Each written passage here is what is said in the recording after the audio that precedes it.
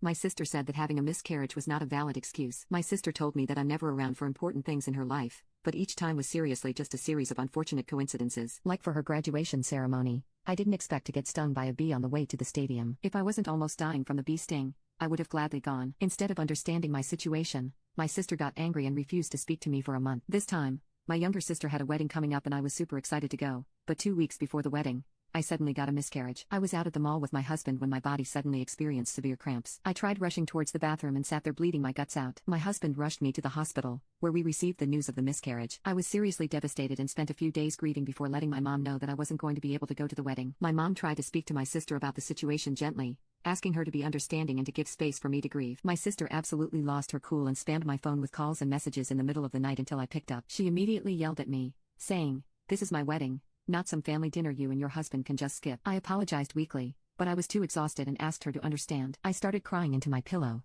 feeling like a disappointment. I cuddled up to my husband and played the call on loudspeaker. She proceeded to reject my apology with "No, of course I don't understand. Your miscarriage has nothing to do with my wedding." Out of spite, she added, "It's not like you gave birth and have a newborn you gotta stay home for. You can always make more, but I will only have this wedding once." She continued ranting until my husband got fed up and jumped in, calling her insensitive and emphasizing that I was grieving. My sister told him to stay out of it, and he completely lost his temper, telling her buzz off in a harsher way before hanging up. My husband turned my phone off and cuddled me, stroking my hair until I fell asleep. The following morning, my mom called to check on me because apparently, my sister's fiancé heard about the conversation and wanted to uninvite us all of a sudden. I explained what happened and said that it would be fine if we were uninvited because I wasn't planning on going. My mom sighed, tired of playing the middleman, and told me that she would take care of things with my sister. Later that day, my sister texted me saying that I was a coward for hiding behind mom. She told me that the least I could do was stop by for an hour or two instead of completely canceling on her, just like I did for her graduation ceremony. She sent a long, sad message about how she showed up to my wedding,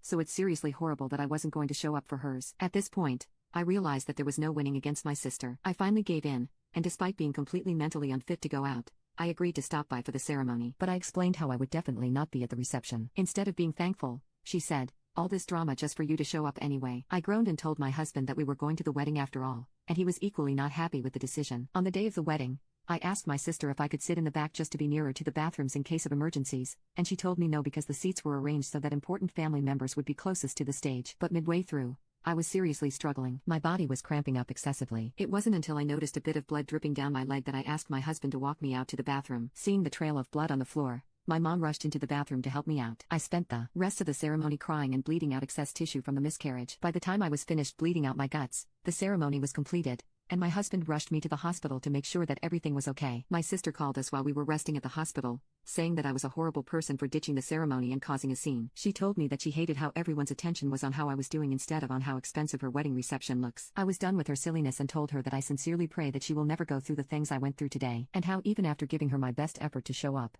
if she fails to appreciate anything I do, that's her problem and not mine any longer. I blocked her number to finally get some peace until I fully recovered and finished grieving.